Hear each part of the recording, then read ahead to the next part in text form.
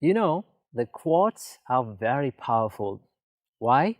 Because they are very simple, yet they have powerful meanings, and also they easily get stick in our brain and in our mind. So when we go through tough times in life, when we go through problems, they will help us immensely. So that is why it is very important to keep in your memory some motivational and inspirational quotes. Okay, so this quote from the Buddha has helped me in many times in my life, and it changed the whole perspective about how we should deal with the people in the society. How can I deal with the people in the society? So the quote goes like this. The Buddha says, Sabbang paravasang dukkhang, sabbang issariyang sukhang, sadharane vihanyanti, yogahi duratikkamo. The Buddha says, Sabbang paravasang dukkhang. All under another's control is a suffering. Sabbang issariyang sukhang. All under your control, what is under your control is a blessing for your life. Sadharane vihanyanti. The one who expects this world to be equal to everyone and to fair to everyone, he will end up stressed. And yoga hi duratikkamo. Finally, he says, to escape from the bonds from this world and these expectations and attachments from this world is a very, very tough task. So this is the powerful quote that changed the perspective about the society in my life. Why? Because Buddha says, what is under others' control is a suffering. Because in life, we are so busy trying to control what is not under our control. Okay? So what are the things that are not under your control? People's reaction, people's criticism, and how people behave in front of you, how people think of you, what happens to you in the future. All these things are not under your control. The Buddha says that all that is not under your control is a suffering. So do not try to change it. Do not worry about it, because you will end up in suffer. And in the second line, the Buddha says, all that is under your control is a blessing for your life. So it is very important to know what is under your control. So what are the things that are under your control? Everything, every experience that happens to you is not under your control. You know it now.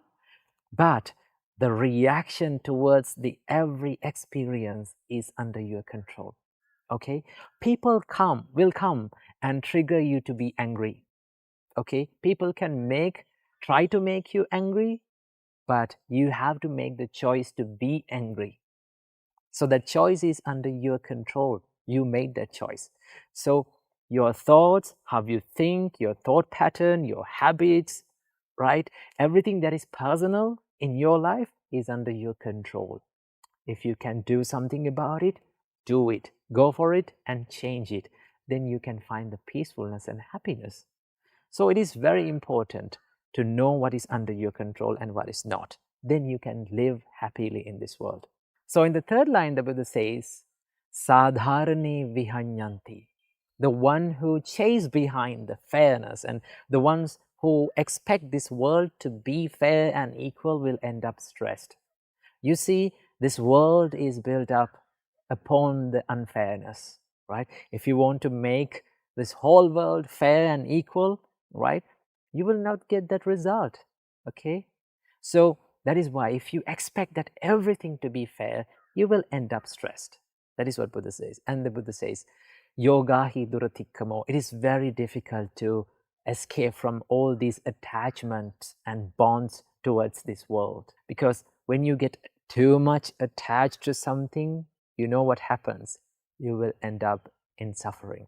These quotes has helped me in my life in many times. So I think it will be helpful for yourself too. So keep these quotes in your mind and use them whenever you go through tough times in your life. Namo Buddhaya. Still, I can remember this incident. When I was little, when I was at school, one of my teachers came to our noisy classroom and she asked from us, "Do you know why you have given 2 ears and 1 mouth?" Then she said, "The reason why we have given 2 ears and 1 mouth is to talk less and to listen more." Ladies and gentlemen, when we deal with people in our relationship life, in your family life, in your workspace, if you have this quality of active listening, that can help you in many ways. This quality can help you in many ways. Okay?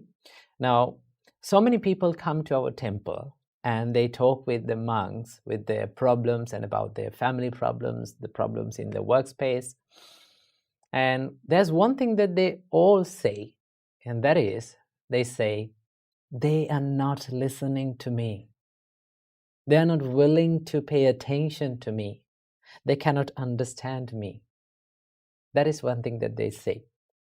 So if you have the art of active listening, if you practice the art of active listening, you will be liked by many people, right? People always like to talk with someone who is paying more attention to them, right? If you consider about the Buddha, Buddha was a great listener. At one time, one man comes up to the Buddha and he starts insulting him, right? He starts blaming him. All through that incident, the only thing that Buddha did was he listened to that person, right? He paid a good attention to that person. And in another time, one lady comes with her son died on her hand, and she was wailing and she was lamenting in front of the Buddha. And the only thing that he did was, the Buddha did was, he paid attention to that lady's suffering, right? He listened to that lady's suffering. So if you can practice this art of active listening, if you can listen more and talk less, people will start to like you. Remember that. For an example, if you come up to me, right? If you wanted to talk about a problem that you are having in your life, and from the beginning of the conversation, if I started to give you instructions and give you the advice and my opinions about that problem, what would you feel? You will start to think like, this monk cannot understand me. He's not willing to pay attention to me. He's not willing to listen to me. So practice this art of active listening. So how can we practice the listening? Well, the Buddha said that all the words that we speak from our mouth is pre-processed in our mind. That means we think first all these words and then we put it into our mouth and we speak. So if we can be mindful about what we think, what is going on in our mind, then it is very easy to control what you speak. And then it is very easy to know when to speak and when not to speak. So this practice is called, being mindful about the thoughts is called Chittanupassana in Buddhism, right? For that, the only thing that we have to do is like just sit in a quiet place and just watch our thoughts, what comes to our mind. We don't want to react with that thought. We don't want to chase behind that thought. Just identify the thought as just a thought. That is one practice that you can practice to be a good listener.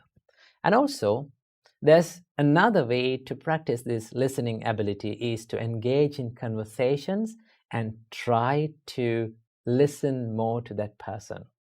So in the next conversation that you're having, try this out.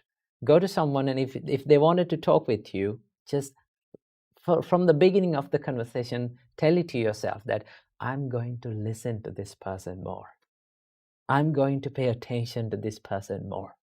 That is one way of paying and showing your love and affection to the person that is in front of you, right?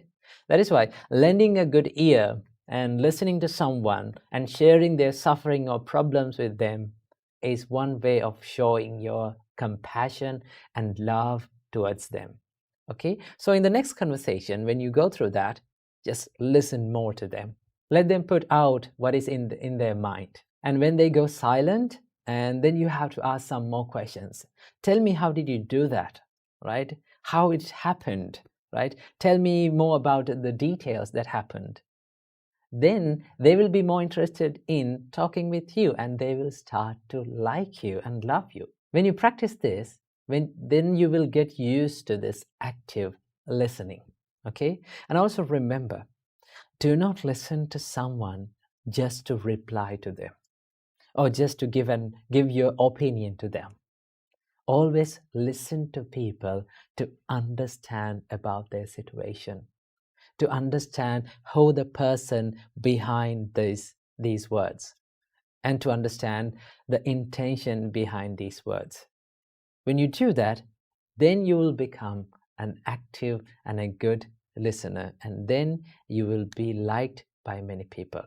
So that is all about the active listening. Be mindful about your thoughts and listen more than you talk.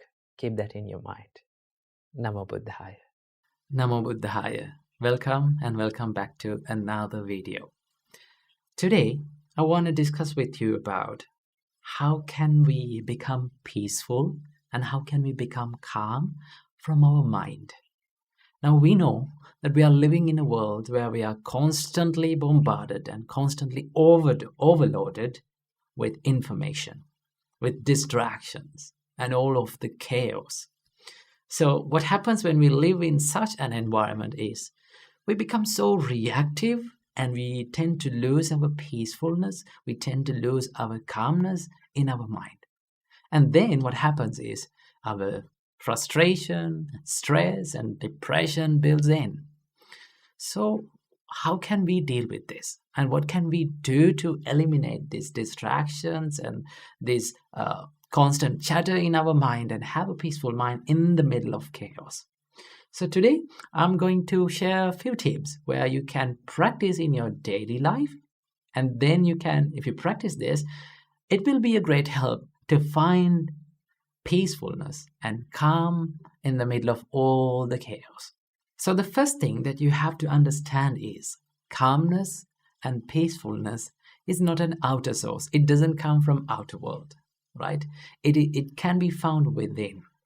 So no matter where you live, no matter what the place you live, no matter what you do, if you really focus on this calmness, and if you're clever enough to find that, then you will be able to find the calmness and peacefulness in the middle of all the chaos. So always remember, calmness and peacefulness should be built and should be developed within, okay? And also, you have to remember one thing, that calmness and peacefulness is not about emptying your mind, right? When you become calm and peaceful, it doesn't say that there's nothing in your mind, no thoughts in your mind, right?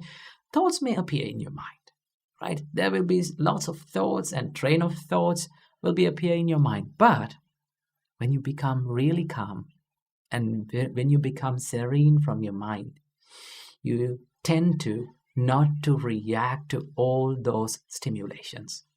That is what the real calmness and peacefulness means, okay? Normally, when the thoughts appear, right? When all these kind of trains of thoughts appear in our mind, what happens to us is we oftenly react to them, right? We become panicked and we tend to react to them.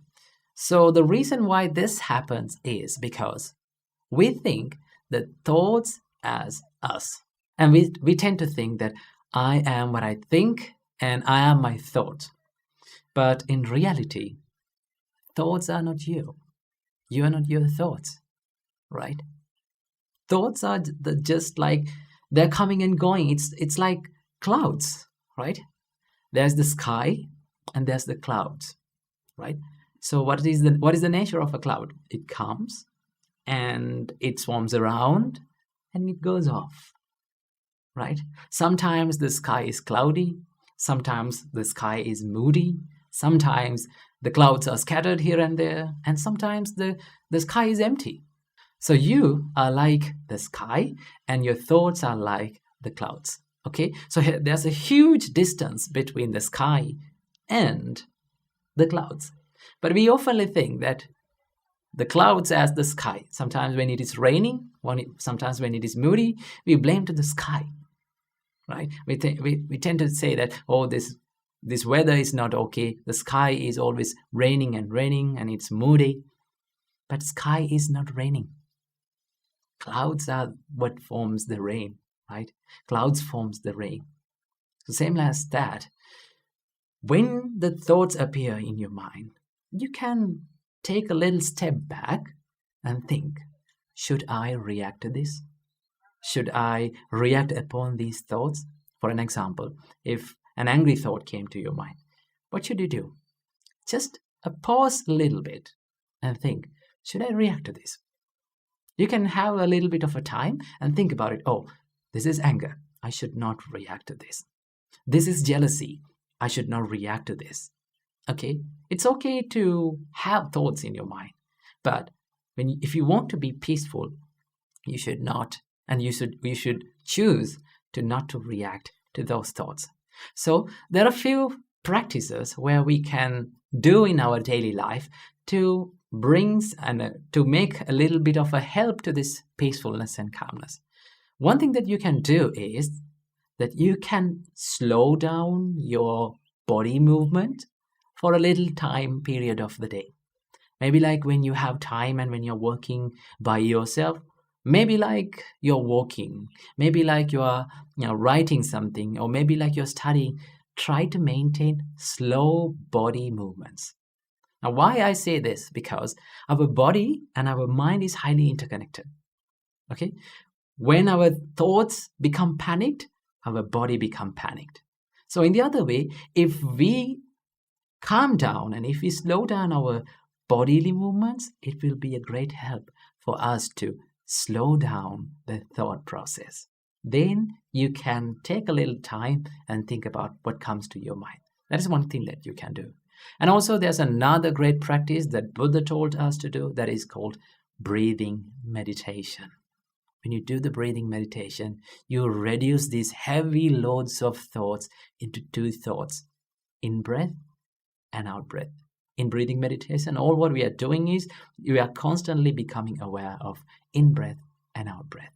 When you do that, it's sort of like condensing your mind. It's sort of like making your mind soft and peaceful and non-reactive. That is what you can do. And also there's another thing that you can do is to not to judge your thoughts and to be aware of your thoughts. I will give you an example. It's like you're watching a traffic pass by the side of the road, right? You can see cars and bikes and vans and buses are going, but you're not going to judge them. You're not going to stop them. You're not going to chase behind them. You sit by the road and you just watch them. Let the vehicles be the vehicles and you be you. In the same way, let the thoughts be the thoughts and you be you. When you become less reactive to your thoughts, you can find that peacefulness and calmness in your mind. So I hope you got some light about the calmness and peacefulness from this video. So I hope may all of you be well and happy, and may all of you be calm and peaceful forever. Namo Buddhaya. Namo Buddhaya. Welcome to another video. In today's video, let's talk about how to control our negative emotions and how to control our mind. Well, the nature of our mind is it always likes to wander in negative emotions and negative thoughts. Negative thoughts like anger, desire, or lust, or then jealousy, maybe resentment. These are the negative thoughts that our mind likes to wander in. So how can we control it? Well, our great teacher Supreme Buddha introduced us a gradual training where you can practice this controlling of negative emotions or negative thoughts in your mind. So without any further ado, I'm going to introduce them to you. So first and foremost, before getting into these steps, there is one thing that you have to practice, and there is one thing that you have to master, and that is awareness. If you are not aware of what you're thinking, if you are not mindful about what you're thinking, then you cannot control it. So you have to totally understand, and you have to totally be aware of what you're thinking. Okay? So whenever you become aware of what you're thinking, then you will have that power to control it. So here comes the first step. Buddha says, whenever you become aware of your mind is wandering in negative thoughts like anger or lustful thoughts or resentment or jealousy, the first thing is to shift your thought pattern to something wholesome. There are some wholesome thoughts in your mind which makes you peaceful. Maybe like thinking of something that you have done in the past, like maybe you helped someone. Whenever you think that thought, your mind becomes happy and peaceful. So what you're going to do is, whenever you become aware of your negative thoughts, we're going to shift our thought pattern to something that is wholesome, something that makes us peaceful. So that is the first thing that Buddha says. Shift your thoughts to wholesome thoughts. If that first step did not work out, then what you have to do, go for the next step. What is that? Buddha says, think about the disadvantages of thinking negative emotions, right? If you are constantly having angry thoughts, then you have to think, these thoughts are hurting myself and others. If I take actions according to these thoughts, it will hurt myself and the others. Remember, it may be a little thought of anger, but if it grow up, what will happen? It will be destructive. So what do you have to do? Think about the drawbacks or disadvantages of thinking these negative thoughts. Then, whenever you see these disadvantages, your mind will tend to stay away from these negative thoughts. Most of the time, we are not aware of these disadvantages. Okay? So, what do you have to do? Think. If I keep on thinking these negative thoughts, it is not going to help me. It will disrupt my peacefulness. Right? That is the second step. Then, as the third step, Buddha says, pay no mind, pay no attention. If the second step did not work out, go for the third step, to not to pay any attention to that thought, right? See, whenever we give so much attention to something, maybe a thought, it grows again and again, it grows more, right? For an example, if you became angry with someone and if you keep thinking about him again and again and becoming angry, that anger will grow more and more. So what do you have to do? We have to let the thought be a thought without paying much attention, right? When you just stay away from giving attention, then it will fade away from your mind. It's something like this. Have you seen little babies, when they fall down, they start to cry, right? If the parent or the mother or father see that it is not a big deal of falling, if mother or father did not give any attention to that baby, what does he do? He just don't care about that. He will stop crying. Same thing goes with our mind. If we did not pay any attention to that thought, right? If we did not care about that thought and just let it go and let it pass away from our mind, then it will fade away. That is one way of doing that. If the third step did not work for you, then the Buddha says, go for the fourth step, to relax your thought process, right? Now remember, when you think negative thoughts, your mind becomes so much busy, so much rough and distracted. So, what you're going to do is, you're thinking, why am I thinking these distractive thoughts, these negative thoughts that are making me so much busy and making me distracted, right? So, what you're going to do is, you're relaxing your thought process to something very soft and subtle. Maybe like loving kindness, maybe like compassion, right? Maybe like gratefulness. When you think those thoughts, When you think more positive thoughts, your mind or your thought process becomes so much relaxed. And then, if the fourth step did not work for you, then it comes the final step. This is something that we have to do with a great care. I do not recommend for everyone to do this. This should be done with a great experience and a good practice, right? And that is to crush your thought with awareness, right? You have to be totally aware of your thinking pattern and have a good determination to your mind that I'm not going to think these negative thoughts, right? But this should not be done by everyone, right? Some may be not good at this, right? If you keep on becoming aware and if you keep on forcing this mind, it will grow more and more these negative thoughts. So if all those 4 steps did not work for you, then you have to go for the final step, right? So it is much better to practice these 4 thoughts before doing the final one. Okay, so practice these things. When you practice, you will feel and you will understand that your negative emotions are fading away little by little. Remember, this is not going to happen overnight. It will take a long time to do this, but you have to keep on practicing. Keep on doing it. Make it a habit, and then you will become a master of it. So practice this practice and make your mind a place where free from negative thoughts. Namo Buddhaya. Namo Buddhaya. Welcome to another video. In today's video, I'm going to introduce you to the most famous Buddhist text in this world. Now, if you are new to Buddhism and if you'd like to learn more about Buddhism, this is one of the best books that you can read. So, the book's name is Dhammapada. Now, what is Dhammapada? Dhammapada is a set of verses that was originally preached by the Buddha himself, and this Dhammapada contains 423 verses in it, and these 423 verses are divided into 26 chapters. So why Dhammapada is important? You know, for Hindus we have Gita, and in Christianity we have Bible, and in Islam we have Quran.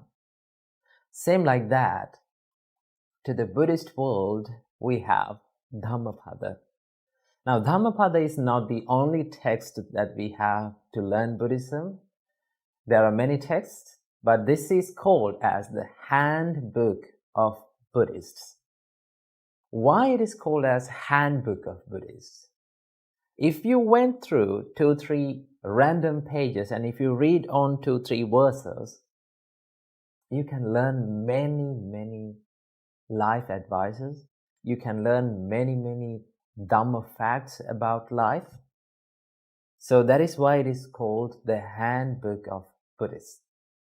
So that is why it is widely used, and this is the most famous Buddhist text in this world.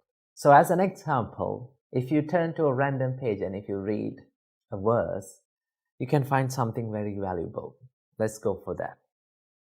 So in 236th verse, the Buddha says, "Make an island for yourself. Strive hard and become wise. Get rid of impurities and cleanse of stain. You shall enter the celestial abode of the noble ones." It goes like that. So if you turn to another random page and if you read a verse, it goes like this. "The good shine even more afar, like the Himalayan mountain. But the wicked are unseen, like the arrows shot in the night." So if you turn to random pages and if you read, you can gain many life advices and many valuable Dhamma facts. So that is why we have to use this Dhammapada. If you are interested in using this Dhammapada, I will link down some links below that you can find Dhammapada and read it online also. And also there are some links that you can download the PDF file, links down below. So this is the importance of Dhammapada, and that is why it is known as the most famous Buddhist books in this world. So that is the end of this little introduction video. So I hope you found something very valuable to your life. So practice Dhamma and practice good deeds. So I wish you all, may all of you be well and happy forever. Namo Buddhaya. Namo Buddhaya. Welcome to another video. In today's video, let's talk about how to control these emotions of anger. Well, anger itself is a natural human emotion. We all feel angry. But if we do not know how to control this emotion, if we do not know how to deal with anger, sometimes it can be destructive. And if we let that anger to control over our life, we will get into lots of troubles. So today, I'm going to introduce you a little practice that you can practice in your practical life to deal with this emotion. Well, first of all, I have to remember none of these practices are easy. In fact, nothing in life that brings us the happiness, that brings the peacefulness to your life is not an easy task. It is a difficult one. Though it is difficult, we cannot abandon it because we like to be happy and we like to be peaceful in our life. So that is why Buddha said that everything that brings the happiness to your life is a difficult task. So what are the things that we can do to deal with these emotions of anger? Well, the first and the foremost thing that you can do to deal with these emotions is to acknowledge that your thoughts are in anger. If you don't know your thoughts are in anger, you cannot deal with it. So this includes the mindfulness, right? Whenever you are about to get angry, whenever you feel that you are triggered by this anger, just ask this question: what am I thinking now? In which mode my thoughts are in now, right? Whenever you ask that question and whenever you answer it, you can find, oh, I'm about to get angry now. Now my thoughts are in anger. That is the first step, to know that you are angry. Then it comes to the second step, right? So in this second step, if you look at this, if I ask a question from you, whenever you feel angry, imagine a situation that you have felt angry about something or someone, right? How your breathing pattern works. How our breathing pattern changes when we feel angry. It speeds up and we take short breaths, right? So that gives the sign to our body, that gives the message to our body that now you're ready for getting angry. We are breathing heavily, we are breathing in short periods, and we are breathing speedily. So the first thing that you can do is to slow down your breathing pattern. Take a deep breath in and let it out. Take another deep breath in and let it out. Slowing down the breathing pattern will help you to calm your body and calm your mind, right? Whenever we feel calm and when we are about to take a rest, what is the thing that we do? For an example, after a long day of work, when you come home and after having a good shower, if you fell on the couch, right? If you fell on the bed, what is the first thing that you do? You take a deep breath in and let it out. That is the thing that you do. That means you are giving the signal to your body that you're about to get calm or to have a rest. So the thing that we have to do, whenever we feel angry, whenever we feel we panicked, just give the message to your body that be calm by taking 2 to 3 deep breaths in and out, right? So breathing can help you a lot. Then as the third step, now you're a little bit peaceful and calming. Now you can wisely reflect on your thought pattern. When you reflect about your thoughts, you can find, why did I become angry with this person? What is that? Then you can find that anger does not prevail in the outer world, in that person or that thing, specific thing. Anger prevails in my mind, right? It is something that I have created. Whenever you come to a situation that you are triggered to be angry, you come up with these two choices, either to react with negativity or to respond with positivity. That is up to you, right? And your experiences and your good and bad experiences depends on these choices that you make. So you totally have the power and you totally have the privilege to respond with positivity, right? So you have to believe in patience for that. Remember, there is nothing in this world, there is no problem in this world that has been solved with anger. That is why Buddha said, anger does not cease by anger, or hatred does not cease by hatred. Hatred is seized by love and kindness only. So you have to believe in patience and compassion and forgiveness. That is the way that you're going to solve the problem, right? Though you react in anger, though you yell out or scream or take actions with anger, that is not going to help.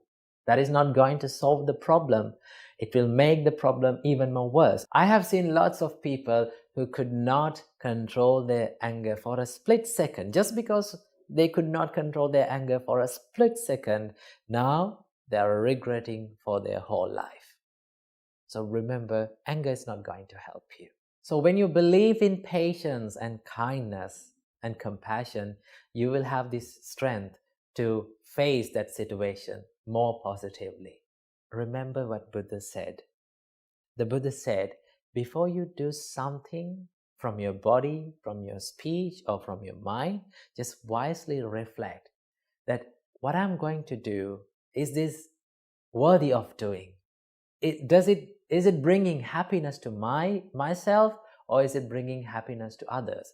Is it going to hurt others, or is it going to hurt myself? If it is hurting you and if it is hurting to other self, do not try to do it. Remember, it is okay that we feel angry sometimes in our mind, but it is not okay to let that anger to flow out from our bodily actions and our words, right? So remember, this is how we can control it. Always believe in patience and kindness. That is where you're gonna solve the problems. So this is a little practice where we can deal with these emotions of anger. So practice these practices little by little and make your life a peaceful one. Namo Buddhaya. Namo Buddhaya. Welcome to yet another episode in Buddhist Meditation series. In today's video, we are going to discuss about the Karuna meditation, the meditation on compassion. Coming right up.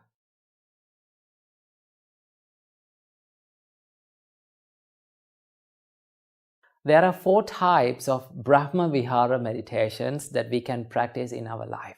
They are Metta or Metta meditation, Karuna meditation or the compassionate meditation, Mudita meditation, the appreciative joyfulness meditation, and Upekkha meditation, meditation on the equanimity.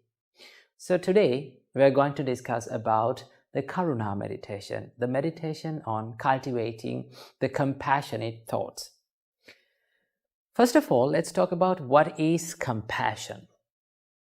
Our great teacher, Supreme Buddha, described what is compassion. Buddha said, Paradukkhe hadayang kampeti iti karuna. If you feel the suffering, if you feel that empathy on others' sufferings, then that means you have the thoughts of karuna, the thoughts of compassion. So, the ability of feeling one's suffering is called the karuna. If you have these thoughts of karuna, you can understand about the situations of people. Normally, when we are living in this society, we tend to judge people. We just see people's outer appearance, how they talk, how they behave, and we tend to judge them. Sometimes we come into wrong conclusions about people. But if you have karuna, you will get the power of understanding about them. And also, you can feel the pain of others' suffering. Then you will never tend to hurt others because you know how it feels like to be hurt. So we need to practice this compassion in our life for all the people. First of all, we need to spread the compassion towards ourselves. That is where we're starting from. All the meditations, all the Brahma Vihara meditations are starting from ourselves. We start to spread love and loving kindness, or the metta meditation. When we are doing the metta meditation, we start to spread the love and kindness to ourselves first, then to the others. Same goes with the karuna meditation. When we start to spread the karuna or the compassion, we start from ourselves. So what do we need to think in this meditation? There are certain phrases of compassionate words that you can think in this meditation, right? First of all, we start from ourselves. We say, may I be free from physical suffering, right? You spread that compassion to yourself. Then you say, may I be free from mental suffering. That means you don't like that yourself to suffer, right? So as you don't like that other people to suffer, you need to direct it to yourself, right? You wish to yourself, you kindly and compassionately, you wish to yourself, may I be free from mental suffering, may I be free from physical suffering, may I be developed with physical well-being, may I be developed with mental well-being.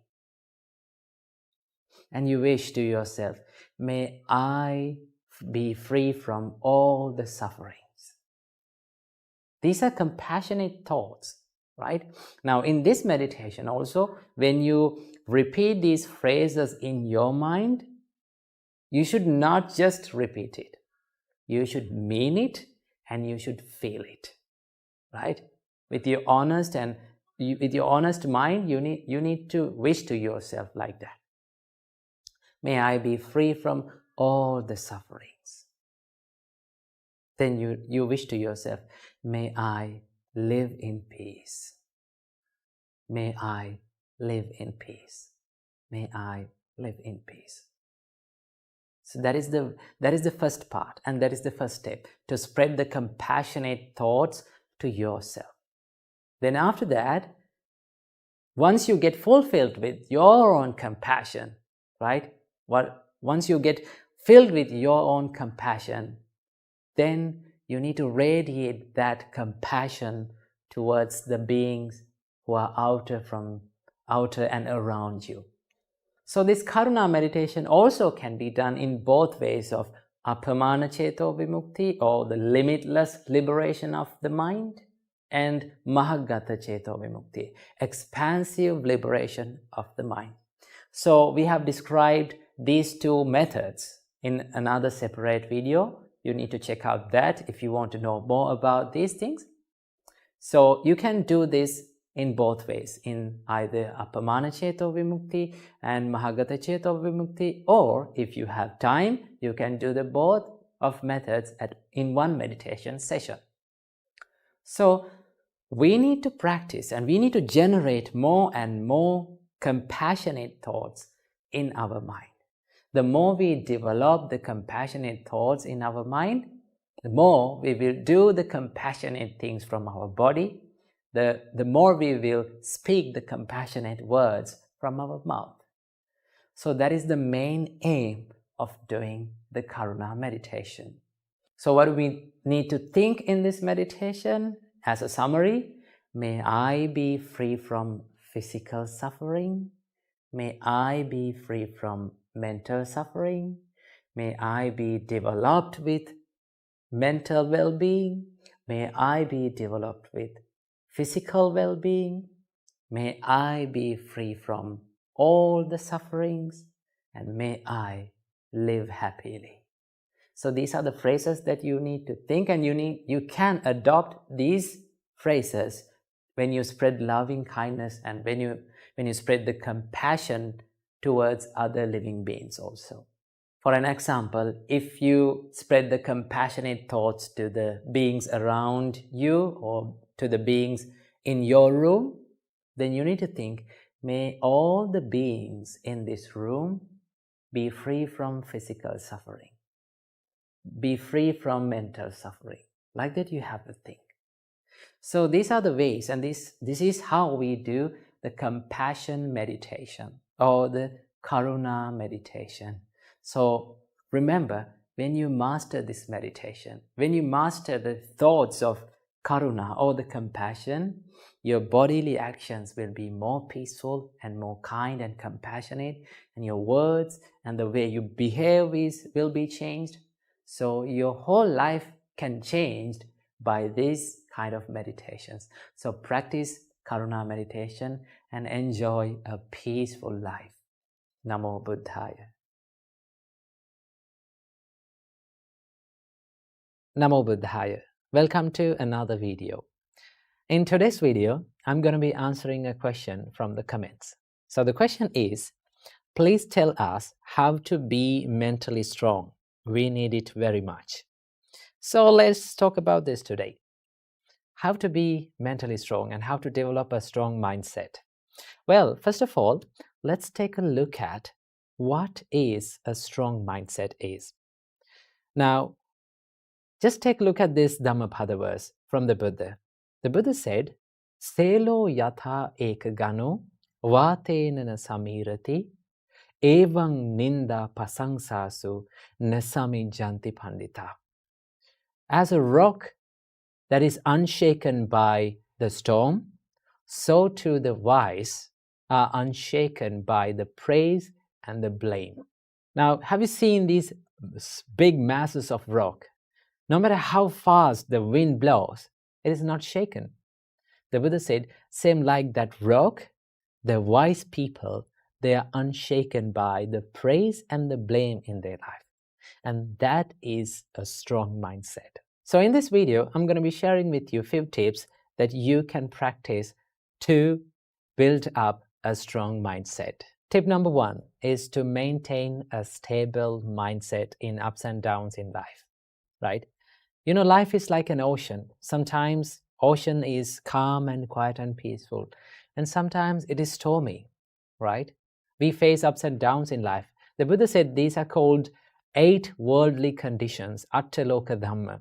That means praise and blame, gain and loss, fame and disgrace, and pleasure and pain. These are the 8 worldly conditions that we face in our life. Remember these things. So Buddha said, accept these ups and downs in life. Whenever people criticize you, whenever people blame you, whenever you go through tough times in your life, if you can be mindful about your mind and your emotions and your feelings and not to chase after these emotions and feelings, then you can be more stable in these situations. You can maintain a good emotional balance in these situations.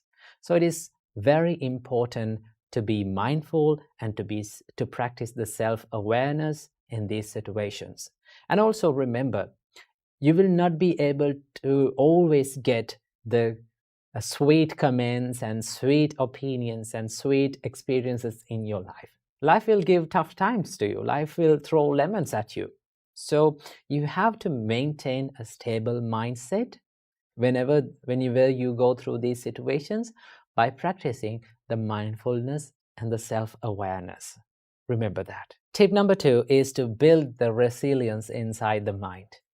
The resilience means the ability to stand up and bounce back when you go through the adversities and when you go through the challenging situations in your life. To practice this, one thing that you have to know and one thing that you have to understand is that what is in your control and what is not in your control. If you have a good understanding about what is in my control in my life and what is not in my control in my life, right? For an example, if people comes up to you and if they're starting to criticize you, those criticisms, those words that other people speaks about you is not under your control. But what is in your control is your reaction to them. It is always a choice. You can think about this like, should I become angry with this? Should I take this negativity? Should I share this negativity with them and be negative as them? If you can question like that, then you're not ready to take that negativity. And also remember, having a strong mindset does not mean that you're falling down and you're feeling hurt and you're feeling down. Having a strong mindset means you can stand up as soon as possible when you go through these tough situations. You can quickly stand up and you can quickly retrieve back to the normal situations in your life. That is called the resilience. So to practice this, you have to have a good understanding about what is in your control in your life and what is not in your control. The experiences happens to you and the things that people say to you, other people's opinions, other people's thoughts about you is not under your control. But all the things that is inside your mind, your opinions about them, your reaction to those experiences, totally under your control. So if something is not under your control, you don't want to worry about it because you cannot make any change about it. But if something is under your control, definitely you can make a change about it. You can change your choice, but not others. So remember that. And also you have to cultivate a problem-solving mindset. If you're easily panicked by the problems or if you're easily triggered by the problems, then it is not easy to solve the problems, right? But if you can maintain a calm and a peaceful mindset, even when you go through the problems or tough situations in your life, then it is very easy to go into the roots and solve the problems. Sometimes we take the problems as ourselves. Like we think, we are the anger. I am this problem. Why is this happening to me? Right? Remember, everything that happens to you will be impermanent. It is not a permanent thing, right? It will be changed one day. So what do you have to do? Keep that problem aside and try to dive into the roots of that problem. Ask from yourself, why this thing happened to me, right? What is the reason for this, right? What is the real reason for this? Where did I make the mistakes? And go to that problem, go to the root, and then you can solve that problem. That is how you build up a problem-solving mindset. And finally, tip number 3, last but not least, you have to practice a mindset of self-love and self-compassion. Remember, if you're loving yourself, if you truly love yourself, you're not going to take other people's negativity with you, right? You're not ready to take other people's negativity with you. Whatever the thing that comes up to you, whatever the person comes up to you and like bring their negativity with you, you say, well, I'm not going to take this negativity with me. I want to be peaceful. I want to love myself. I truly love myself. Therefore, I'm not ready to take your negativity. I'm not sharing this negativity with you. That is called self-love and self-compassion, right? To practice this, you can add up a simple practice that you can do it daily, right? When you get up early in the morning, just sit on your bed and think, no matter what happens during the day, I am going to love myself. I'm not going to take any negativity from this world, right? I'm going to empty my bin and I'm going to take a new bin to this world, right? You know, if you've kept all the bad things and trash in your bin for a long time, what will happen? If you in your trash bin, it will start to smell, no? But if you remove every single day all the trash in your bin and make it make it a clean place, then it's very easy to live. It's very easy to be peaceful within. So practice the self-compassion and self-love to build a strong mindset. Some people think that the people who are easily lose their temper, some people think that people who show their toughness and rudeness, they have this strong mindset. But no, anger and showing this negativity is not a sign of strength. It's a sign of weakness, right? If you are easily triggered by people, if you're easily triggered by the people's reactions, then it's not a strong mindset. The strong mindset is the mindset that is not disturbed by the ups and downs in your life. So practice these simple steps, right? Build a stable mindset, make your mind a resilient one, and finally, love yourself more than any other person in this world. When you practice these steps, you can build up a mindset that is unshaken by the ups and downs in your life. So I wish you all, may all of you find the happiness in your life. Namo Buddhaya. I teach meditation and Buddhism for a lot of kids.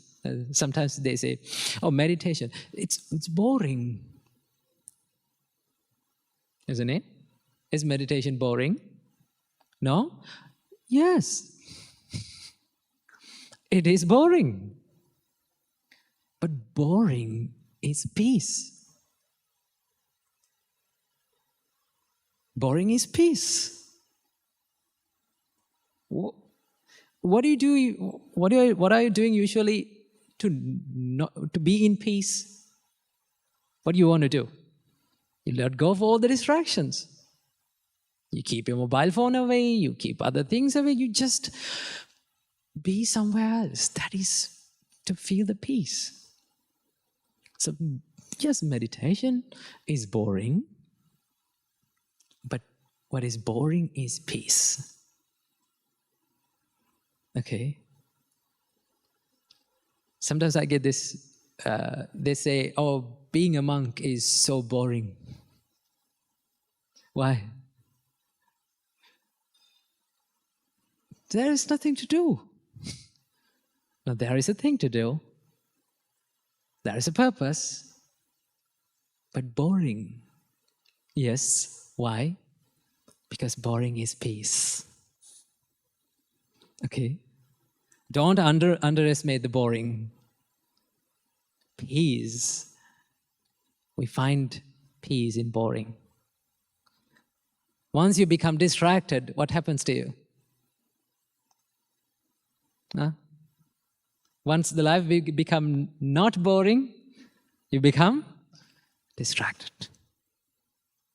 Peace is always boring. I know, meditation is boring, but it's peaceful.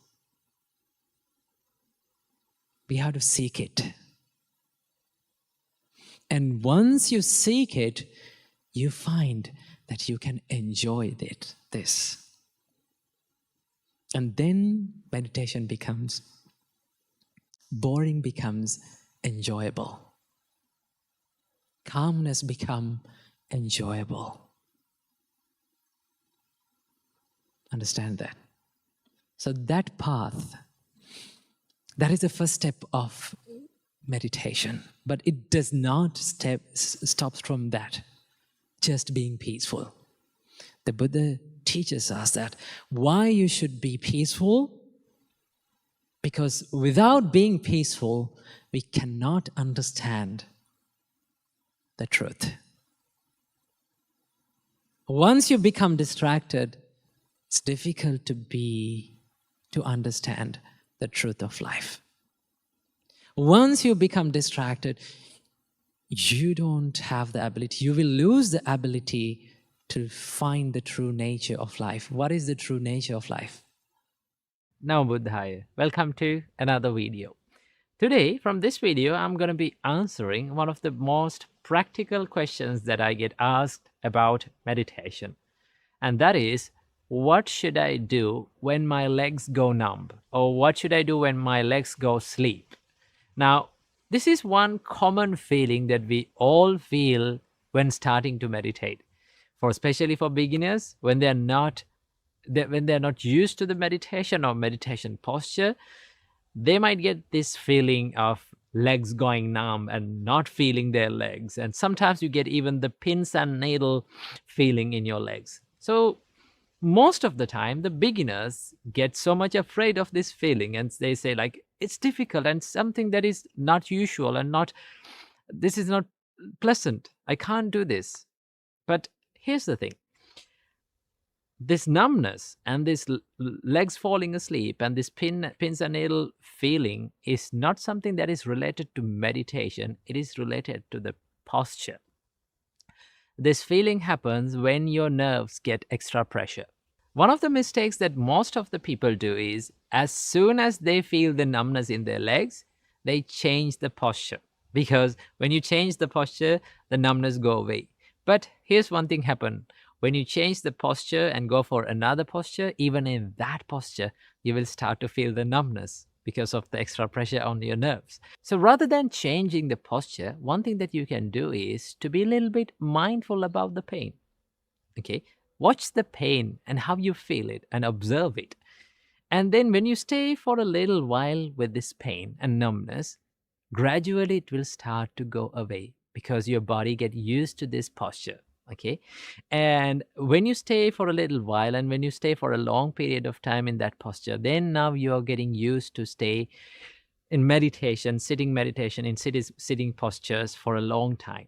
Okay, that is one of the main things and main skills that we have to develop in meditation, is to sit for a long time and enjoying sitting for a long time, because sitting is one of the most difficult things, and just to focus on your breath is one of the most difficult things that people find to do, because your mind, and we like to be distracted and we like to do a lot of things but not a one thing, right? So it is much better to stay in your posture and be mindful about that numbness or this pain or that pins and needleness in your legs, and pretty sure after a little while the numbness will go away. Okay, but if you keep changing the posture, you will never get the practice and your body will never get used to these postures. So this is the solution for your legs to go fall asleep or go numb, or you feel this pins and needleness.